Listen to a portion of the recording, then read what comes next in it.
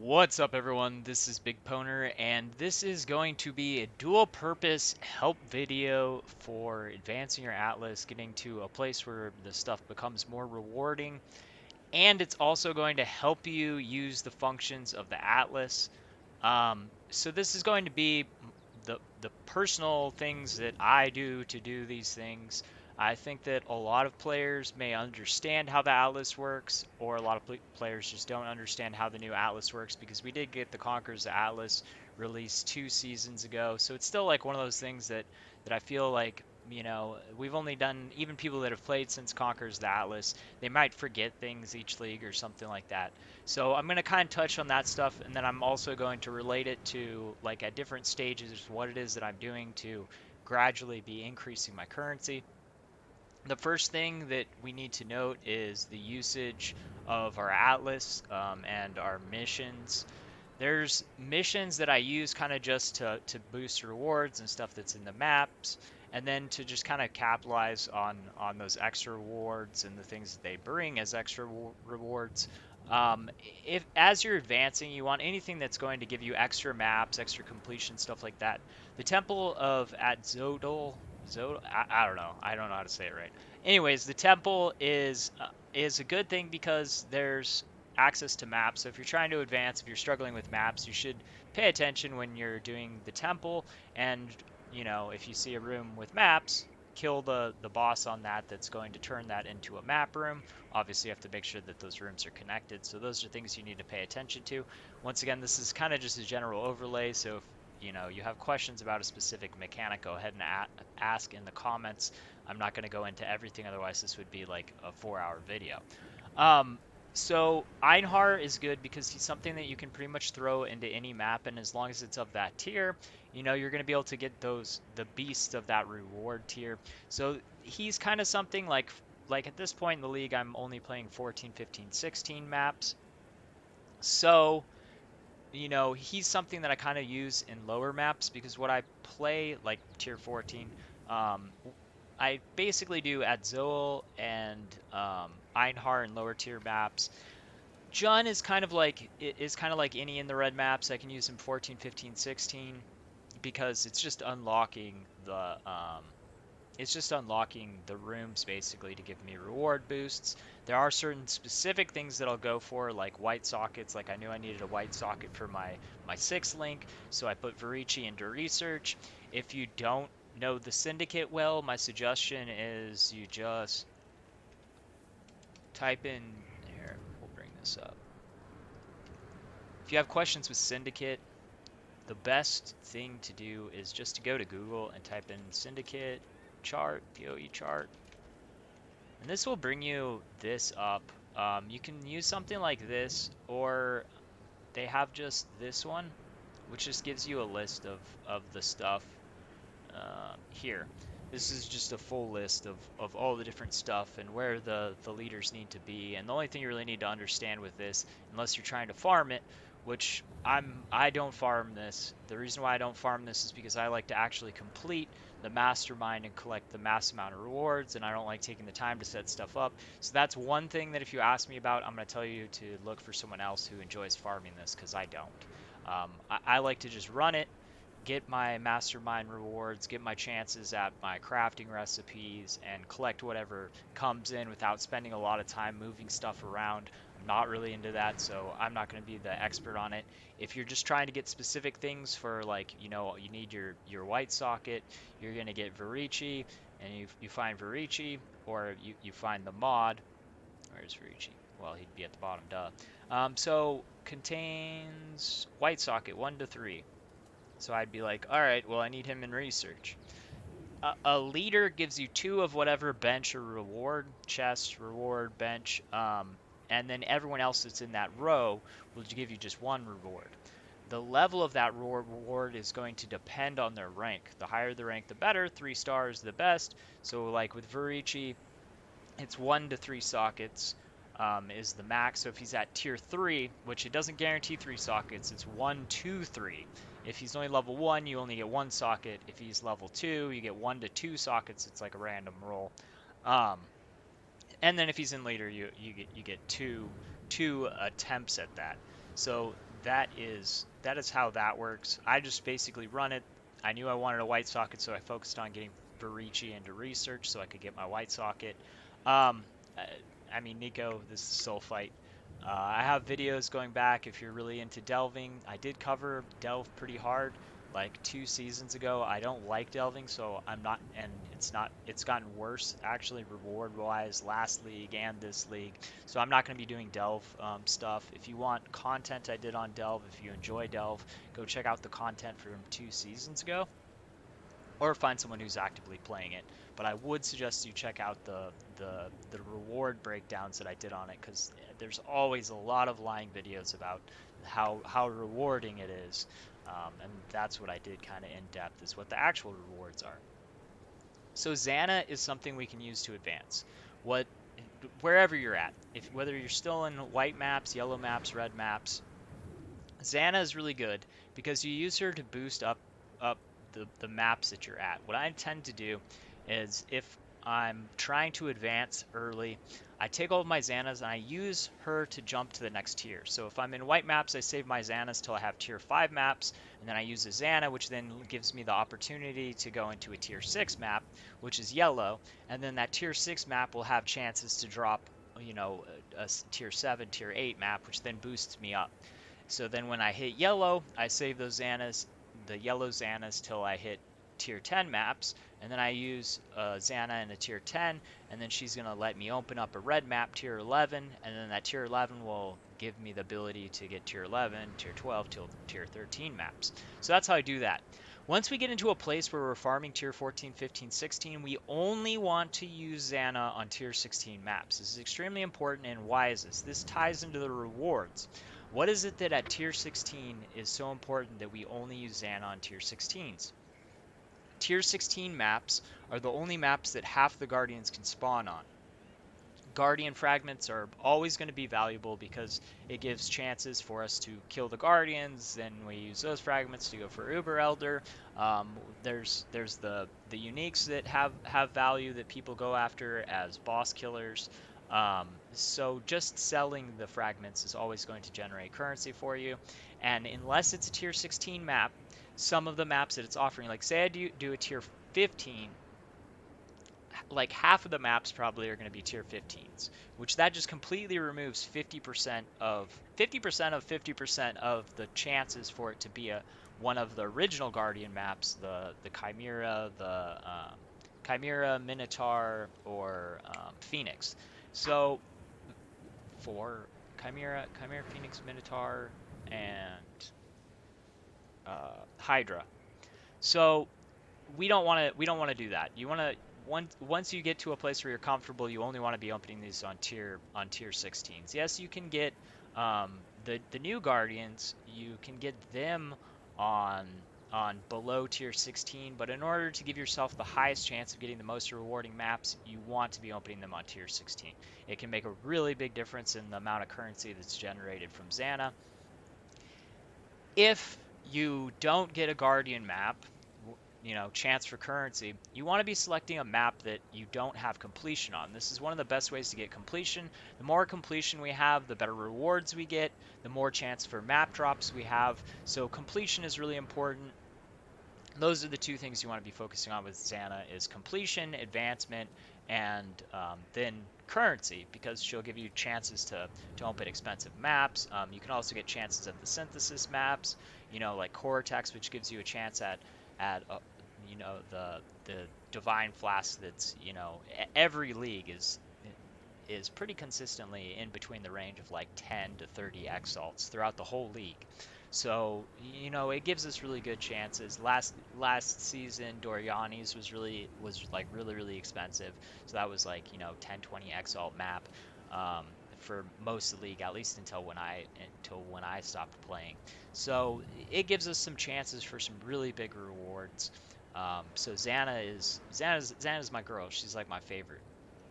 Obviously, Einhar collecting the beasts. If you don't do beast crafting, I do beast crafting. I pretty much use all of the beasts that I get. But if you don't do a lot of beast crafting, we have really powerful crafting with the harvest, which I'm gonna be covering a lot. So um, it's just really awesome free crafting that we have access to.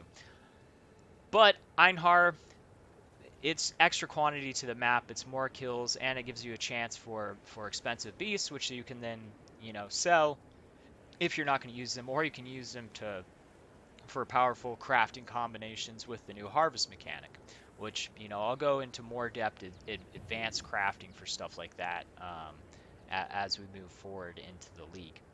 So you could just save that stuff. Um, already covered the temple. There's some stuff that's really valuable in there, like if you can get a max level corruption table. I think those last league were selling for like 5+ exalts. So there is some really valuable stuff, but it's kind of luck. That's the reason why I don't spend a ton of time focusing on that stuff. It's really good for quantity to beef up maps. So now we're going to go into advancing the atlas. I don't have a completed atlas yet, but I have a lot of completion. Something that you need to pay attention to, we'll look at this one. You can see it says obtained, not obtained. That's how I know what zone I want to be playing in to spawn my conquerors, so that I'm guaranteed to get a watchstone. Because if you spawn a conqueror in a zone where you've already gotten that watchstone, it's basically a dry run. You'll kill the conqueror, you won't get a stone, you won't advance. So you need to be paying attention where to spawn. Obviously, I've got 3 spawns up where my specific stones were needed, and then my next one that's going to spawn is going to be my red conqueror, and so I only want to spawn him in a zone that I can actually get that. Then the trick to quickly getting into a map is see these influences. If I've spawned on a correct zone where I'm guaranteed to get a stone, I can see what maps it are that have that influence. So it makes it very easy for me to pick my maps. Like these ones don't have influences, so obviously I don't want them. So I can just pick one of these maps because I know that the particular influence spot that I want to be playing in, I know that this is the correct map because it gives the little indicator of the little, shows that the influence is there. So it makes it very easy for us to pick out what map we want to play. For map crafting, you don't want to be map crafting until you get to the 14, 15, 16 maps, the highest tier maps, because you want to be investing when the rewards you're going to be getting out of the map are going to be the most rewarding. So we can do chisels, which normally I'm only chiseling 15, 16 maps, but this is kind of just a demonstration. Then you have to chisel first because, one of my friends has been playing this game since before me, before it was even on Steam, before it was when it was like beta, and he didn't even know about this. Chisels, you want to chisel a map when it is gray because you get 5% quality for each chisel. If it's blue, you only get 2%. If it's a gold map, rare, you only get 1%. So it takes 20 chisels to chisel it up instead of 4. So you want to be doing your chisels when it's gray. Then you're going to alch it. In this case, monsters reflect elemental damage. I can't do that mod unless I were to use the sextants and get players can't take reflected damage. Which the cool thing with that is, once you start adding sextants to your zones, you can move these around. So I didn't get that, so I'm gonna have to re-roll this, or I could roll onto all my stuff. But the easiest thing to do is just to wipe it. Oh man, I got it again. All right, there we go. I have a map that's playable. So the next step to this is to vol orbit, which is kind of a risk. This is actually a perfect example. When it goes unID'd, what this means is it's added 20% quantity to the map, but it hasn't changed the stats that were already on it. And this is kind of an important thing to do. I've got old videos of like more in-depth map crafting, but this is basically just getting this map to the strongest point that it can be. The voling it makes it have a chance to gain extra stats on the map, which that's how we get these super crazy quantity maps that are just going to be crazily rewarding. The downside is the risk that I could vol it, it could re-roll the map, it could go up a tier, it could change the map, or it could wind up rolling on a mod that I can't play, which Elemental Reflect. But when you're at the point where you're using sextants, like I said, you could then save that map till you have a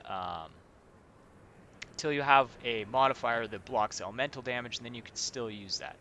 We'll see if we can actually. It's actually not that uncommon of a mod, so it's not the biggest deal. And the cool thing is you can move your sextants around. It doesn't matter what.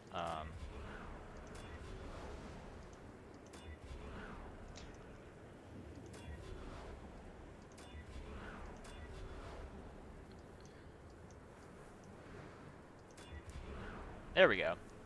Players and their minions cannot take reflected damage.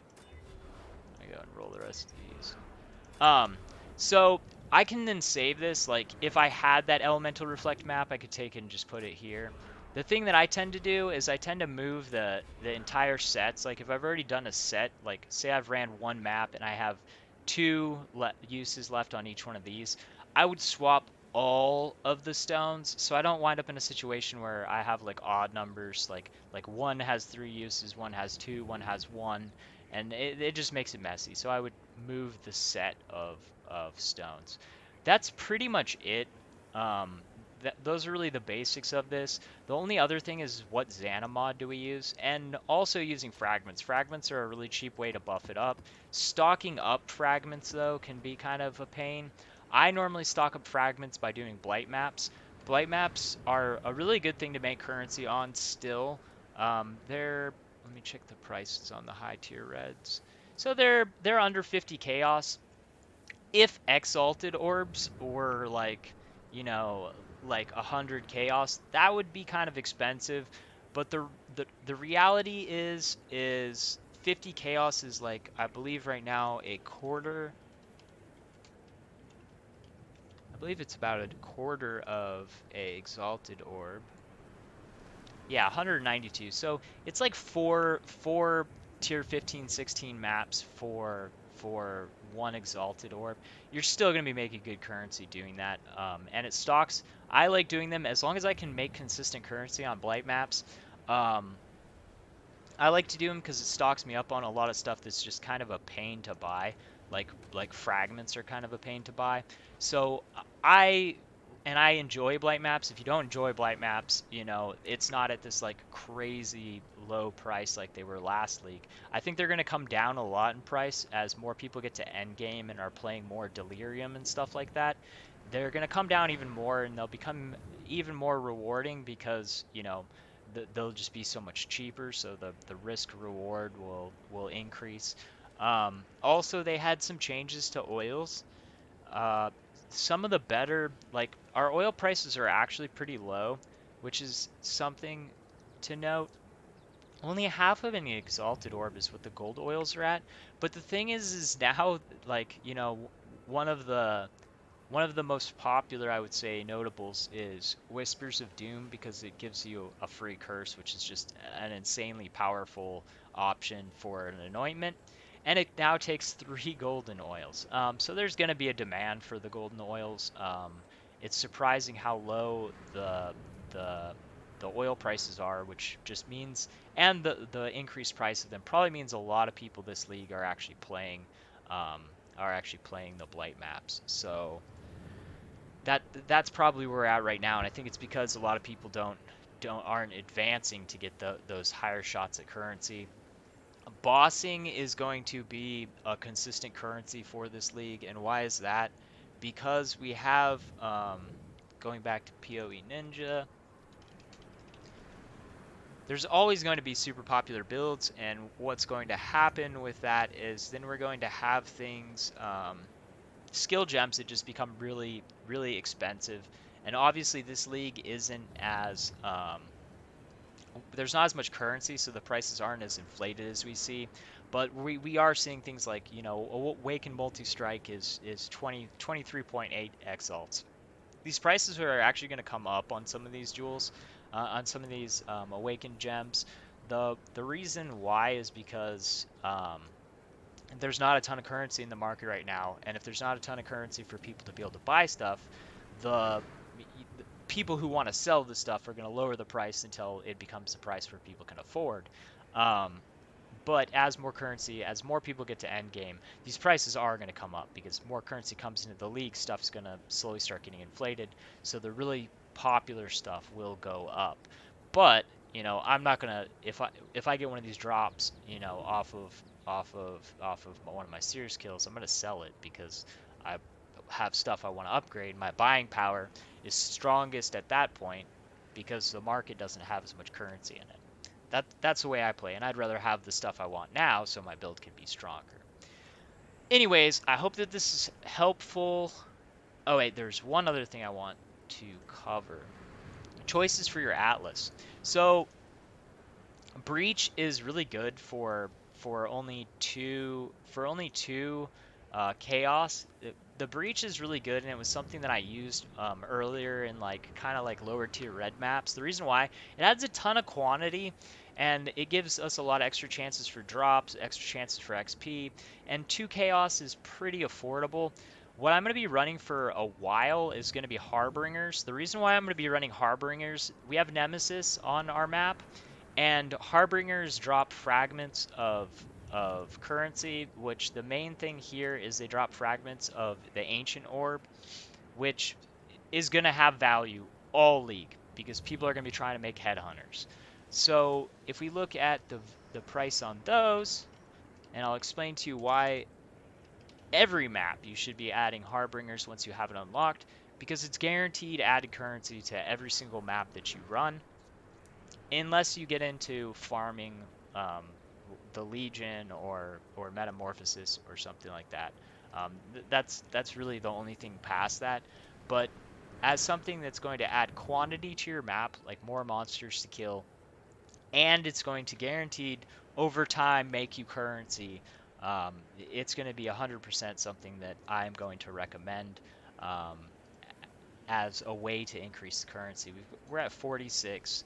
Um, 46 chaos right now, which means every shard that's dropped is 2.3 chaos in value.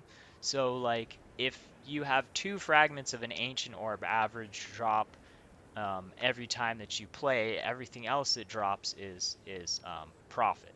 So, you know, if I add up to one ancient orb in 10 maps, I've made six chaos in that time, and all of the extra stuff is just profit, which we have other stuff that's giving us pieces for like the orb of annulment, fragments of chaos. We can also get fragments of exalted orbs, which are 192, which you don't see as common. The more quantity and rarity you have in the map, the more chances you have at these, but consistently, like, this is going to add currency to your map, like every map. And I'm not saying like you're never gonna have a bad run with Harbingers and not get ancient orb shards or exalted orb shards. What I'm saying is if you run this consistently, you're going to wind up with a lot of extra currency that's being generated by this modifier just from the currency shards that drop. So I would suggest pumping this once you get to a place where you have enough currency to start pumping it, because you got to be able to collect up enough of them to make the ancient orb to then sell them. The thing that I do with Ancient Orbs in any Nemesis League is I save them up till I have like 10 of them, 20 of them, and then I sell them for over what the asking price is. So like right now at 46, if I had quantity of them, I would be selling them for at least 50 a piece in bulk. I'd probably sell like, like 10 of them for like, 550 chaos or 500 chaos, and they sell really fast. Every single Nemesis League I do this, and it is every single league a lot of extra currency for me. Um, the one thing that I will touch on, last league I tried doing a lot of gambling and it wound up horrible for me. So this league I am probably going to be playing a lot safer. I did tons of like high invest chances for rewards and lost out a lot. So I'm going to be going more for guaranteed currency in this league. Like, I'm not going to gamble for a headhunter. I'm not going to be, taking and buying a bunch of fragments and running elders and stuff like that, hoping that I get good Watcher's Eyes or something like that. Because it was really bad for me last league, like hundreds and hundreds of exalts I lost out on. So I'm going to be selling the stuff, taking the guaranteed currency. If you're struggling, um, I would really consider that. You can have, you know, bad runs where you just have no luck and you're just going to lose currency by taking those risks, which is what happened with me last league for Shaper Elder farming. It happened with me for divination cards. It happened with me for um, pretty much every gamble. I lost a lot. So if you're struggling, I would say go for the guaranteed currency, but that's really your choice. I mean, it's always nice when we gamble and we get lucky, but you have to understand that the reason why those things are really expensive is because they're really rare. So if we look at, like, if 100 people gamble, there's probably going to be one person that winds up lucky, and there's always that one person that's like, I gambled and I got this, and it's like, yeah, and you're the only one saying that. Doesn't that tell you something? Um, so yeah. Anyways, thanks for watching. I hope this is helpful. Peace.